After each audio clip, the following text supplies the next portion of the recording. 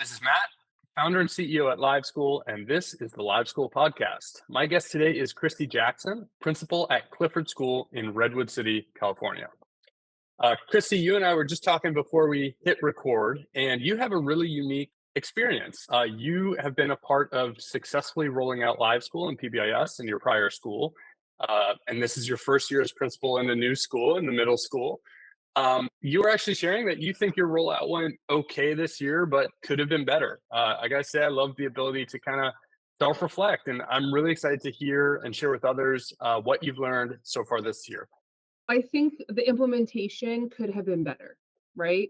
I think professional development or training, time for the teachers to sit down with a trainer or somebody to show them all the pieces and how it all works, that's super important.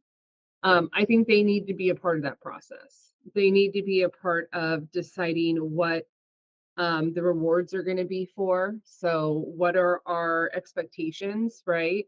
Um, and how the students are going to get the rewards and all of that. So, I think the way we started this year probably wasn't the best start for the program to increase teacher buy in. I think having them a part of the whole process is really important. So, training on how to use the platform to begin with, showing them what you can get out of Live School, including like the Mhm. insight and the reports that you can print on students, and just having them be a part of like the creating the rubric and deciding what students can get positive or negative points for. And then also deciding as a team what are going to be the rewards, not just little toys, but also what are some intrinsic things or opportunities for students to have others, have other incentives within our community. So I think in order for the teachers to really buy into it, I think all of those things have to be in place. Um, and I recognize that I don't think we put that in place properly this year, and that's what we're excited to doing next year. Um, and also, like I know next year we're talking, oh, sorry. The other thing that kind of had a hard time with that too was, we've had a little bit of a struggle with our student store. So, when the Mhm. students get points, they go to our stores called the Dolphin Depot because we're the Clifford Dolphins. And so they're Great supposed to name. Great name. we're supposed to go to the Dolphin Depot, so that they can trade in their points for rewards. But our student council and our ASB runs that, and it hasn't been consistent enough, right? So that's another thing Mm. we have to work on. Like, if the kids are gonna want to earn positive points, they're gonna have to know that they can actually use those points to get something, right? And it just hasn't been consistent enough. So that's something we need to work on next year is to make sure that, you know, every other Friday the Dolphin Depot is open and kids are consistently getting to acknowledge, get the reward, right? That they're working towards. Um, I think also we can improve parent communication. We do have parents who are connected to the platform, not as many as I would like, but really rolling that out next year with at back to school night. Teachers are passing out those invitations to parents. They're talking about it, telling them this is how you can keep abreast of what your child is doing and during the school day. So I just think there are a lot of pieces that I think because we try to just, you know, put it in and go with it, that we're going to do better next year. So I'm really excited about that. We also plan to implement houses next year, which I did at my previous school, and that was something that the students really loved. It was a big thing, and our ASB was monumental in that. We had house competitions like every few months, and they had colors and the kids had flags. And I mean, we had flags with the houses on them, and whenever house won that trimester, we put the flag up on the flagpole. Like, there's just a lot of fun things you can do with that. And so our plan is to roll that out next year. Um, and what I'm excited about too is we're going to do them 6th through 8th grade. Right now, there's a lot of separation between the grade levels, and this will be probably the only opportunity where sixth, seventh, and eighth graders are going to have an opportunity to be like in a team together or to like interact and connect with each other. So we haven't figured out our house names yet, but we're excited about that. I think it really for middle school, those kids don't get as excited maybe as the younger ones when it comes to that kind of stuff. So it's important to have um, a lot of different things to get them engaged. I think Mm, competition is something that they do enjoy. So yeah. It's yeah, it's really cool to hear because you're in a position where you've seen it work and then you implemented it this year and it sounds like super self-aware. There are things that, you wish you all had done better, which I think we all relate to. Um, One thing I am really curious about as you were talking, I was like, huh, I wonder what has led you, like, why not just sort of give up? Like, what has you wanting to double down? Because as you're describing all this, like, there's a fair amount of planning and coordination and doing that you all are signing up for to get to that level. yeah, I'm a big believer in PBIS, right? I have been since I was a teacher, as an administrator. I it works if it's done properly. And, Mm, for the younger grades, we have our little dolphin tickets the kids earn, and they love it. I mean, they get super excited about it. And I've seen that try to work in a middle school, and they just don't care as much. And, you know, mm, counterfeit tickets. I mean, middle schoolers are too smart for that. So, um, I just the reason that I haven't given up on it is because we need a system, I mm, think PBIS works. I think having clear expectations and, giving rewards or acknowledgement or incentivizing students, um, to do follow our expectations is important. I think we need to have those things. And I also think it's important for students to get feedback that might not be positive because they're at a time in middle school where they are, able to set goals for themselves. They're able to like monitor how they're doing in their class or, how things are going. And so I think it's important for them to have that tool. Um, Behavior in middle school is a challenge. So I've been at two schools. This is my second school with a middle school, and it's a challenging group of students. They just are going through a lot of different things, and they're often not making some of the best choices, right? So um, you have to have a system. And we're really trying to get away from punitive consequences, more having conversations and being more restorative. And so I think having a system that supports that, I think, is really important. I think when you don't have a system, then it's like a free for all and everybody's just doing whatever. Middle school teachers are also a, a special group, and sometimes they also need um, they need support.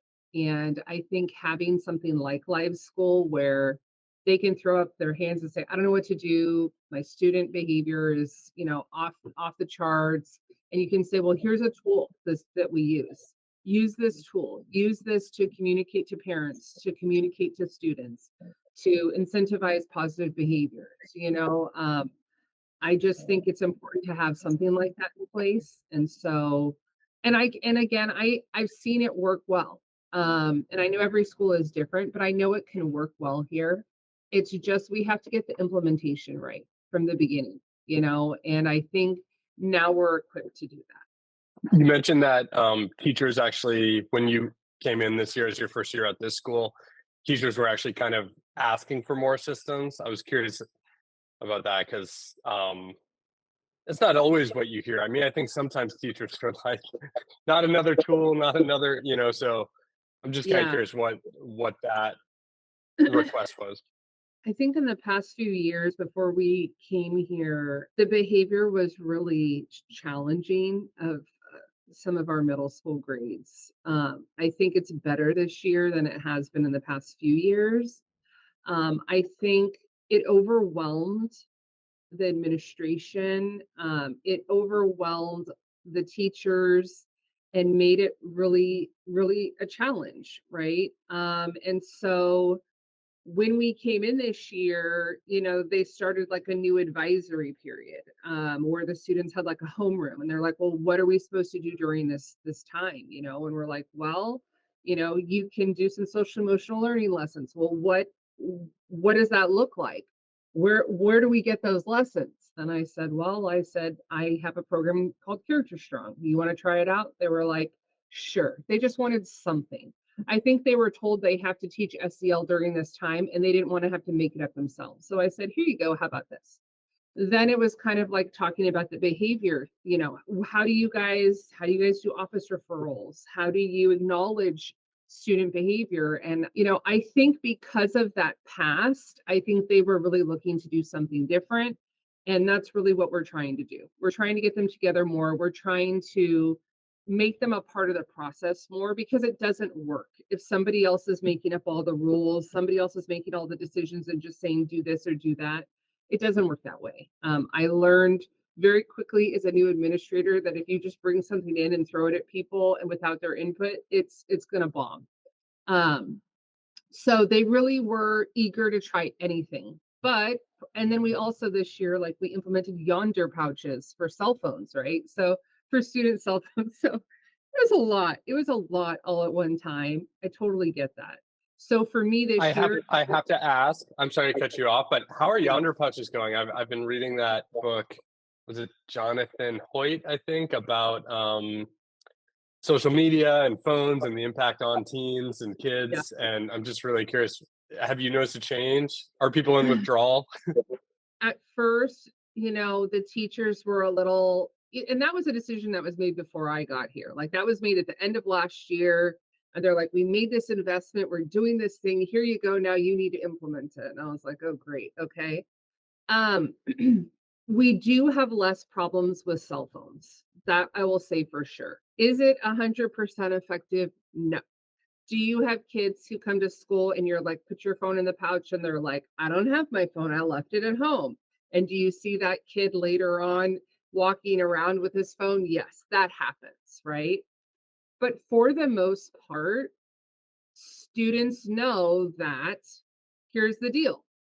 It's either in your yonder pouch. It needs to be away no matter what. If you get caught with your phone, then we're going to take it from you and we're going to put it in the office. And at the second time, you're going to have your parents pick it up. And the third time, you don't get to bring your phone to school anymore. So the kids know this phone is supposed to be in the pouch. Even for kids who lie and say they don't have their phone, they're more likely to keep it put away because they know that if somebody sees it, we know that they don't have it in the pouch.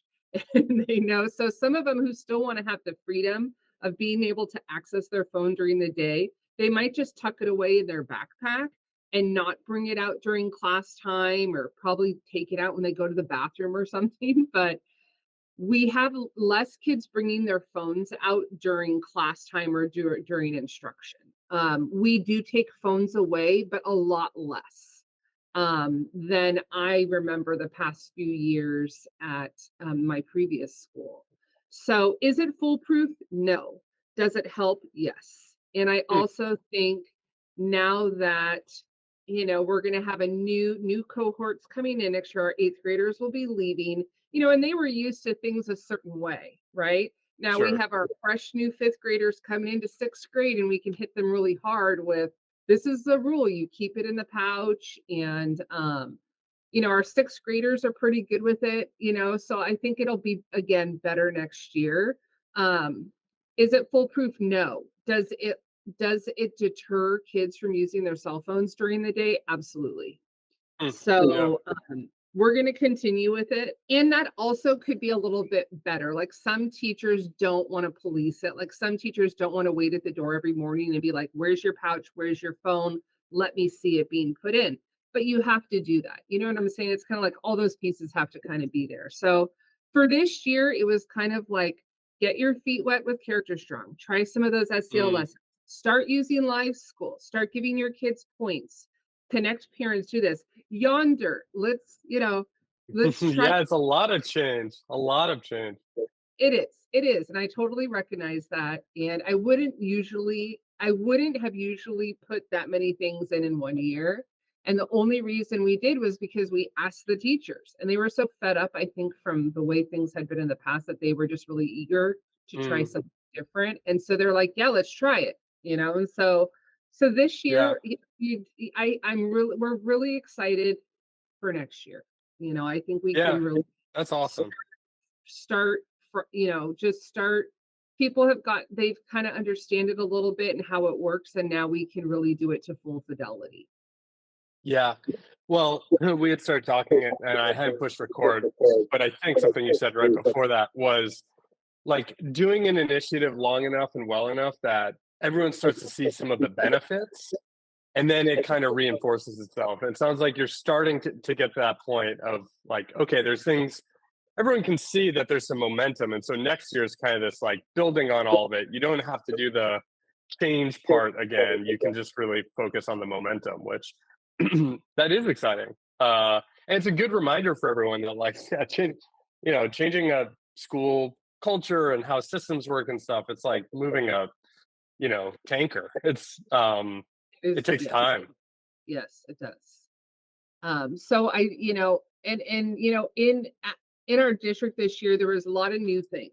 So, and again, the fact that I'm new and my vice principal's new, it was one of those transition years, and we're really excited. I think the kids are going to love the house system, and um I think starting the year off with you know time devoted to train the teachers. We have a few new teachers in middle school next year, so I think that's Mm, yep. really important.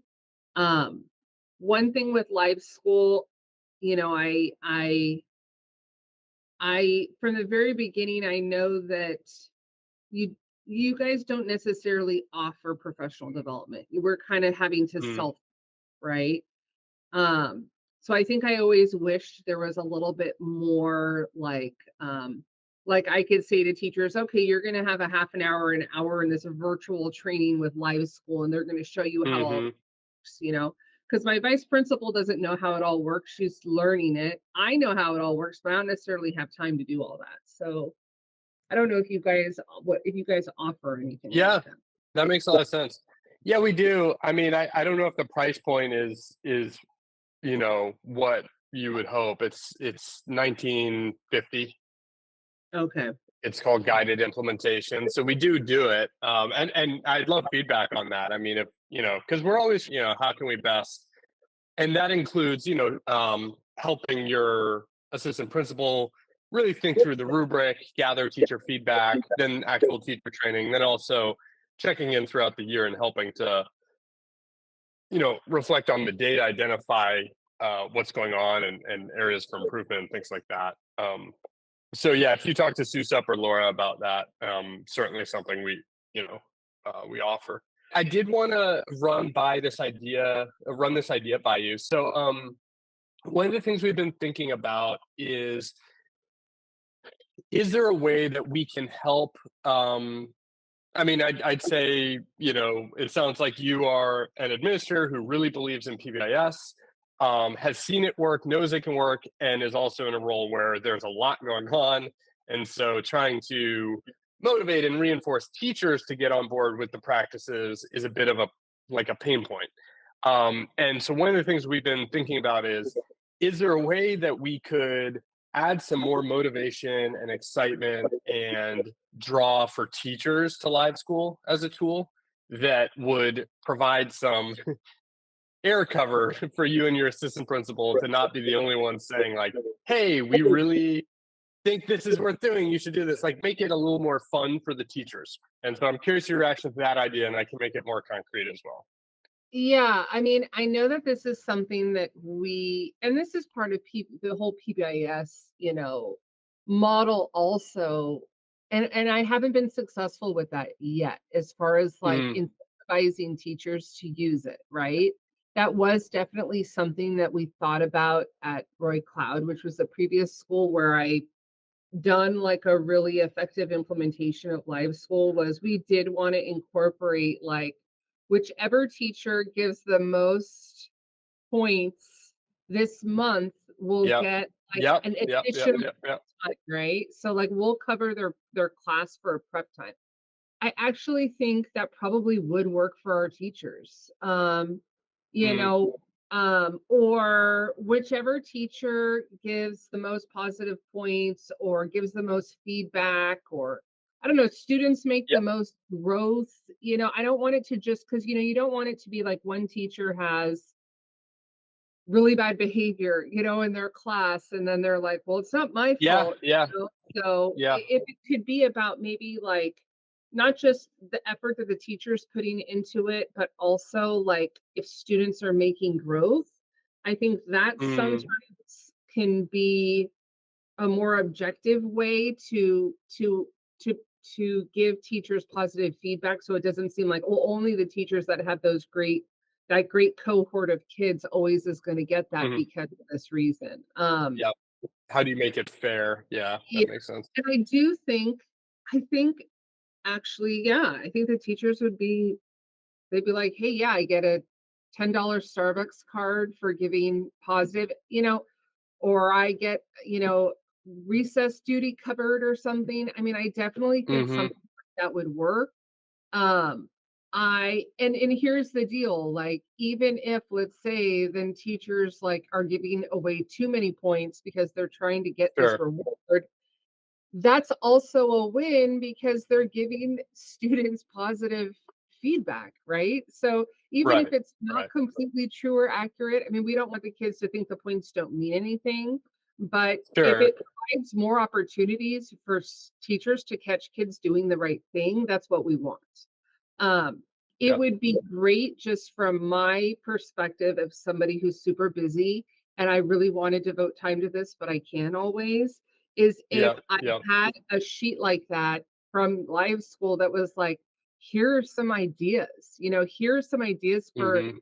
how you could incentivize teachers to using the platform, Yeah. like a Yeah. menu or different ways that we could acknowledge them. I mean, I think that would be Yeah. great. Well, it really shows the importance of sticking with an initiative and getting to that point where everyone starts to see the benefits and it starts to reinforce itself and you really build some momentum. And it sounds like there's great momentum now for your team.